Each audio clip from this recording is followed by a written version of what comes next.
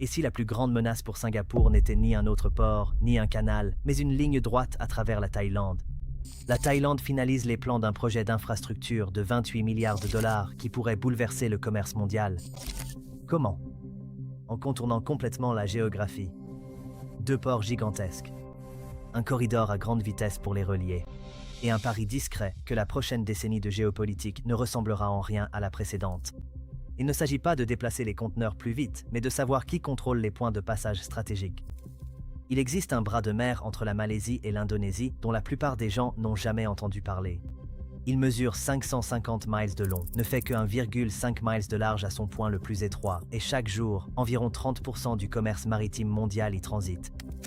Le détroit de Malacca voit passer plus de 94 000 navires chaque année. Cela représente un navire toutes les 6 minutes, 24 heures sur 24, 365 jours par an.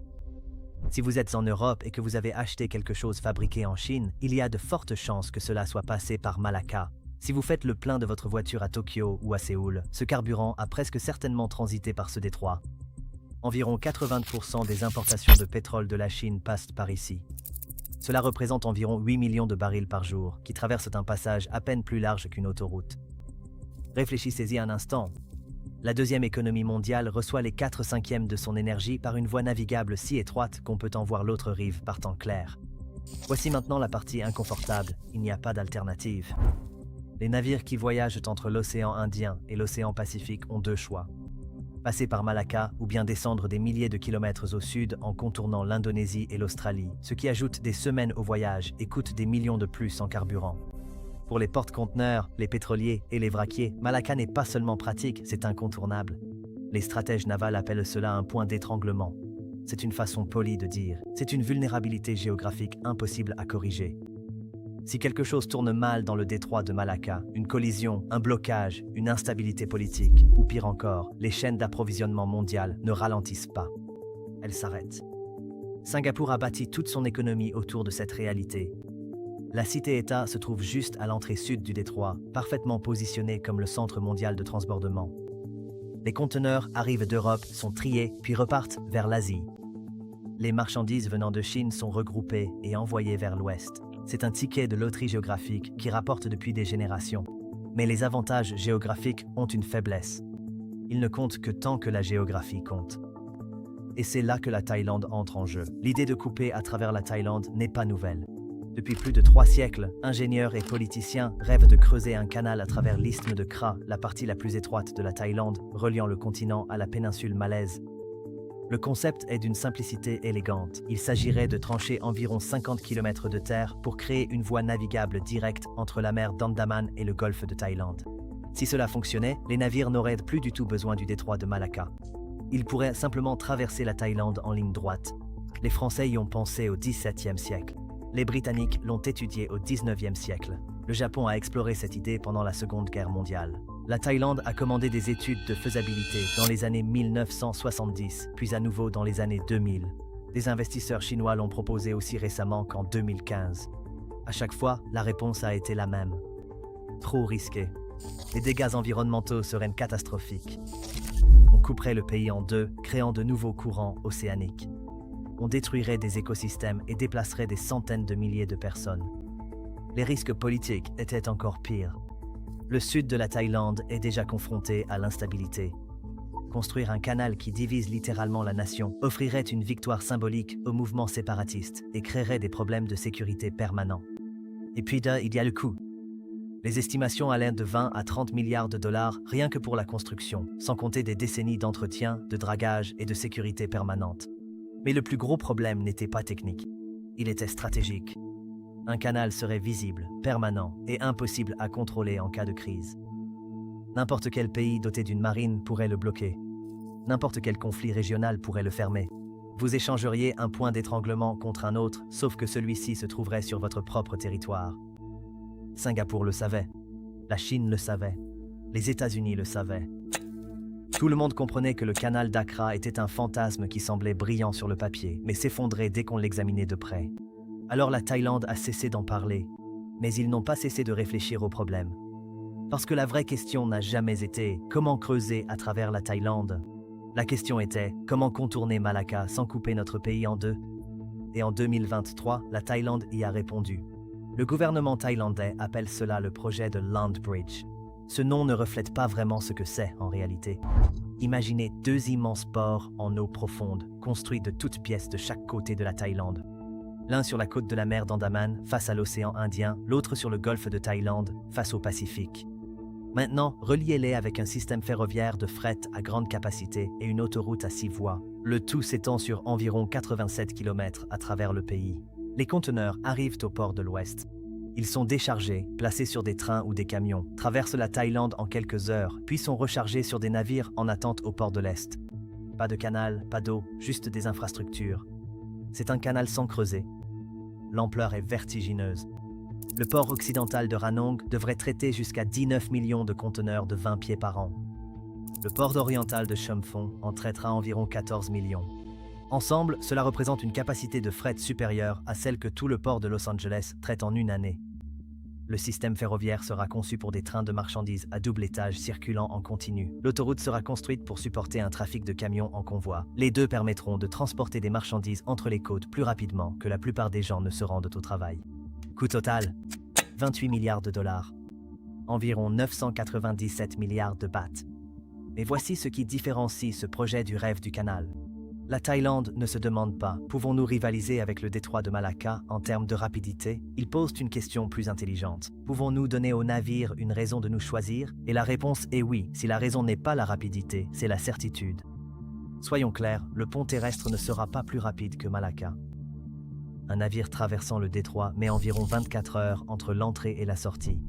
Le pont terrestre prendra plus de temps, probablement entre 36 et 48 heures, si l'on tient compte du déchargement, du transport à travers la Thaïlande et du rechargement.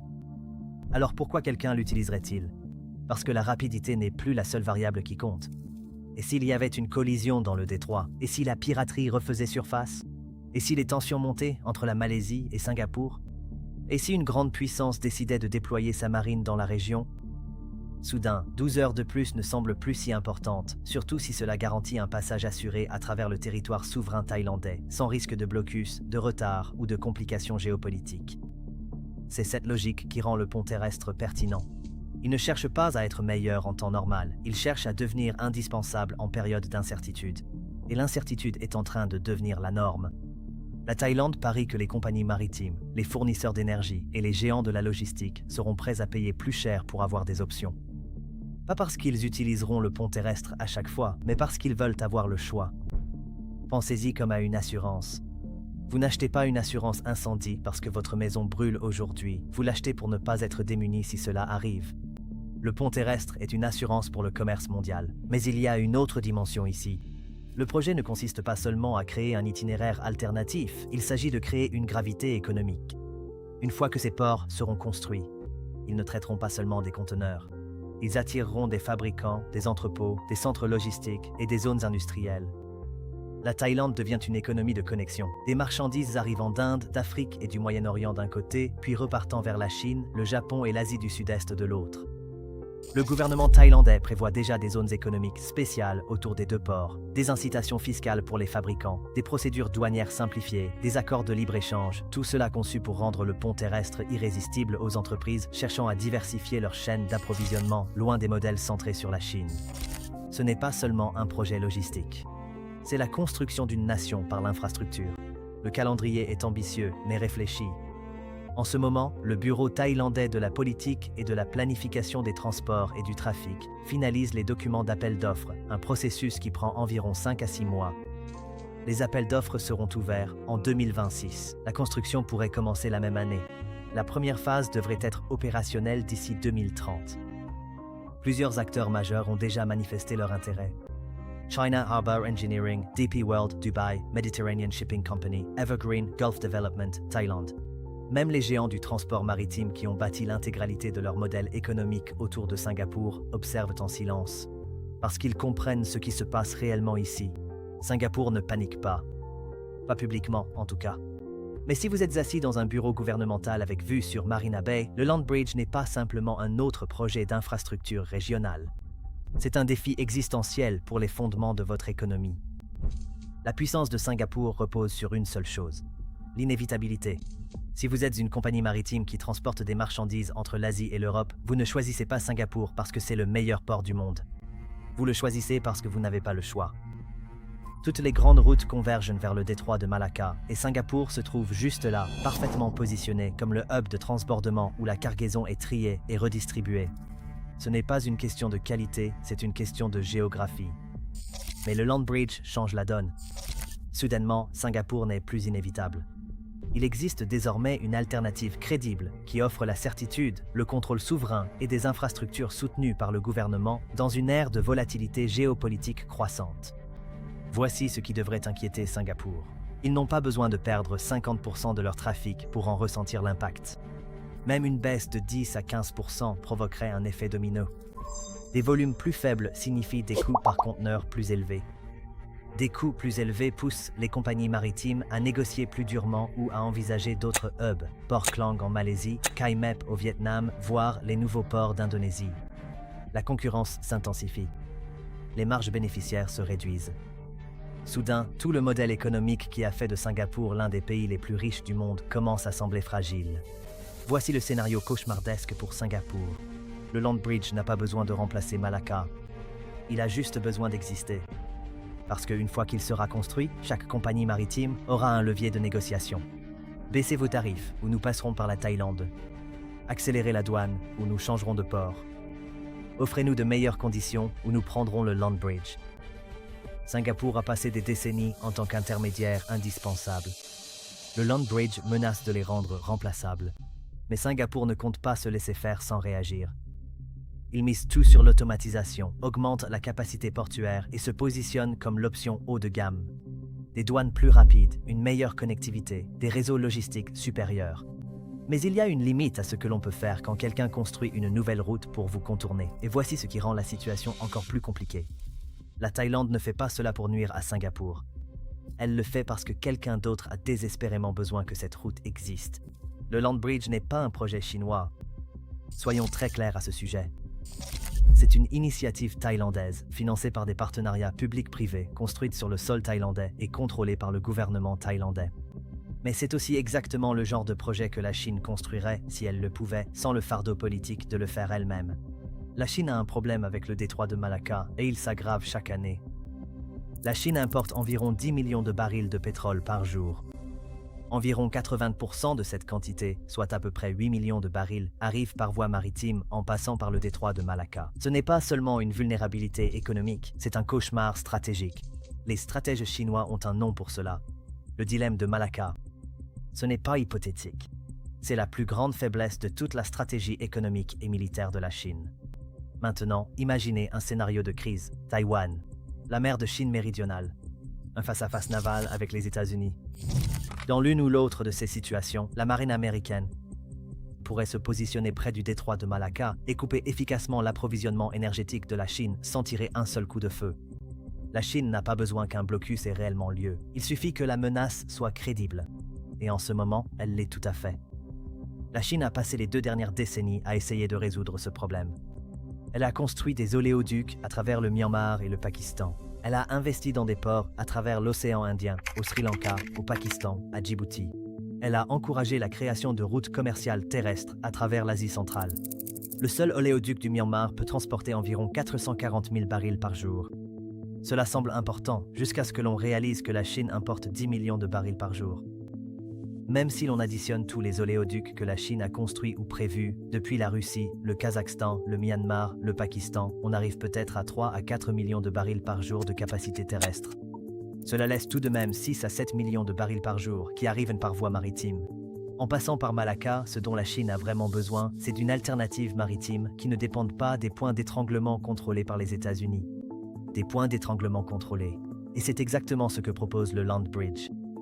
Les pétroliers arrivant du Moyen-Orient peuvent décharger sur la côte ouest de la Thaïlande, à Renong, transporter la cargaison à travers le pays par oléoduc ou par camion, puis la recharger sur des navires à destination de la Chine, contournant ainsi complètement le détroit de Malacca et toute présence navale potentielle des États-Unis. Présence navale à cet endroit. Ce n'est ni plus rapide, ni moins cher, mais en cas de crise, c'est une bouée de sauvetage. Et voici la partie brillante. La Chine n'a pas besoin d'en être propriétaire. Elle n'a même pas besoin de le financer. Tout ce dont elle a besoin, c'est que cela existe. La Thaïlande obtient l'infrastructure, les zones économiques et les revenus à long terme issus des opérations portuaires. La Chine obtient l'option stratégique. Et comme il s'agit d'un projet thaïlandais, cela ne déclenche pas les mêmes alarmes géopolitiques qu'un canal construit par la Chine. C'est l'infrastructure comme instrument de politique étrangère. La Thaïlande construit le pont, la Chine obtient la police d'assurance et tout le monde peut faire semblant qu'il ne s'agit que d'économie. Le ministre chinois des Affaires étrangères, Wang Yi, s'est rendu en Thaïlande en janvier 2024, spécifiquement pour discuter du pont terrestre. Des délégations chinoises de Kunming et Chengdu ont visité les sites du projet à Ranong et Champfong. China Harbour Engineering, le plus grand développeur d'infrastructures de Chine, a officiellement exprimé son intérêt pour soumissionner. Les signaux sont clairs. La Chine considère ce projet comme crucial, non pas parce qu'elle le contrôle, mais justement parce qu'elle n'a pas besoin de le faire. Mais il se passe ici quelque chose de plus profond, quelque chose qui va au-delà de la Chine et de la Thaïlande. Voici ce qui rend ce pont terrestre si important. Il n'est pas nécessaire qu'un événement dramatique se produise pour que tout change. Pas de guerre, pas de blocus, pas de crise, juste des infrastructures. Mais une fois construite, la carte change, en permanence. Les compagnies maritimes ont désormais un choix qu'elles n'avaient pas auparavant. Les fournisseurs d'énergie disposent d'une solution de secours. Les fabricants disposent d'une nouvelle plateforme logistique. Et chaque pays qui dépend du détroit de Malacca doit désormais prendre en compte un monde où Malacca n'est plus la seule option. Le pont terrestre ne remplace pas le détroit. Il le rend simplement moins inévitable. Et en géopolitique, l'inévitabilité, c'est tout. Pensez au canal de Suez. Lorsqu'il a ouvert en 1869, il n'a pas détruit la route autour de l'Afrique. Les navires continuent d'emprunter cette route quand ils en ont besoin. Mais Suez a rendu cette route optionnelle. Et cette possibilité de choix a déplacé le pouvoir vers l'Égypte, vers les puissances coloniales européennes, et loin de ceux qui contrôlaient le cap de Bonne-Espérance. Le canal de Panama a fait la même chose. Avant qu'il n'existe, les navires voyageant entre l'Atlantique et le Pacifique devaient contourner l'Amérique du Sud, un voyage de plusieurs semaines. Le canal n'a pas éliminé cette route. Il l'a simplement rendue obsolète pour la plupart des usages commerciaux. Le pont terrestre joue le même jeu, sauf que c'est un canal construit sur la terre ferme, en utilisant des trains et des camions au lieu de l'eau. Et le moment n'aurait pas pu être plus délibéré. Nous entrons dans une ère où la résilience des chaînes d'approvisionnement compte plus que leur efficacité. Les entreprises ne cherchent plus seulement l'itinéraire le plus rapide. Elles veulent le plus fiable. Elles veulent des alternatives. Elles veulent de la redondance. La pandémie de Covid l'a prouvé. Le blocage du canal de Suez par l'Ever Given l'a prouvé. Les attaques en mer Rouge l'ont prouvé. Le risque géopolitique n'est plus théorique. Il est pris en compte dans chaque décision d'expédition. Le pont terrestre offre exactement ce que l'époque exige. Maintenant, c'est là que ça devient intéressant. Ce projet fait encore face à de vrais défis. Aucune grande compagnie maritime ne s'est encore engagée à l'utiliser. Les communautés locales de pêcheurs à Ranong protestent, inquiètes pour leurs moyens de subsistance, leur littoral et le risque d'être déplacés par la construction massive du port. Les groupes environnementaux expriment des inquiétudes concernant les écosystèmes marins. Et il y a du scepticisme chez les investisseurs. Construire un projet à 28 milliards de dollars sans demande avérée est risqué. Les retours financiers dépendent entièrement du fait que les compagnies maritimes choisissent réellement de l'utiliser, au lieu de simplement continuer à passer par Malacca comme elles l'ont toujours fait. Mais la Thaïlande parie que la géopolitique résoudra pour elle le problème de la demande. À mesure que les tensions entre les États-Unis et la Chine augmentent, que les démonstrations navales en mer de Chine méridionale s'intensifient, que le monde se fracture en blocs concurrents, la valeur du pont terrestre augmente, non pas parce qu'il est moins cher ou plus rapide, mais parce qu'il existe en dehors du point d'étranglement. Et si le pont terrestre fonctionne, s'il prouve qu'on peut contourner un point d'étranglement grâce à des infrastructures plutôt qu'à l'eau, d'autres pays commenceront à penser de la même manière. Et si le Mexique construisait un pont terrestre pour concurrencer le canal de Panama? Et si l'Égypte développait des routes de fret terrestre pour compléter Suez? Et si d'autres pays commençaient à considérer leur géographie non plus comme une contrainte immuable, mais comme un problème que l'infrastructure peut résoudre? Le pont terrestre n'est pas seulement un projet thaïlandais, c'est une preuve de concept. Et le concept est le suivant. La géographie n'est plus une fatalité. Les routes peuvent être déplacées, la puissance peut être redirigée. Il suffit d'être prêt à la construire. Alors, que se passe-t-il lorsque la construction commence réellement? Singapour perd-elle sa couronne? La Chine obtient-elle son plan de secours? Le commerce mondial se redirige-t-il discrètement par la Thaïlande pendant que le monde ne fait pas attention? Ou bien se passe-t-il autre chose, quelque chose que personne n'avait prévu? Le canal de Suez était censé relier l'Europe et l'Asie. il a fini par devenir le déclencheur de guerres, de coups d'État et de blocus qui ont remodelé le Moyen-Orient. Le canal de Panama était censé stimuler le commerce américain. Il a fini par donner aux États-Unis le contrôle d'un hémisphère entier. Le Land Bridge est présenté comme un projet économique. Mais les infrastructures ne concernent jamais uniquement l'économie. Dans la prochaine vidéo, nous analysons 4 méga-aéroports valant plus de 50 milliards de dollars et expliquons pourquoi ils sont bien plus importants qu'on ne le pense. C'est pour bientôt.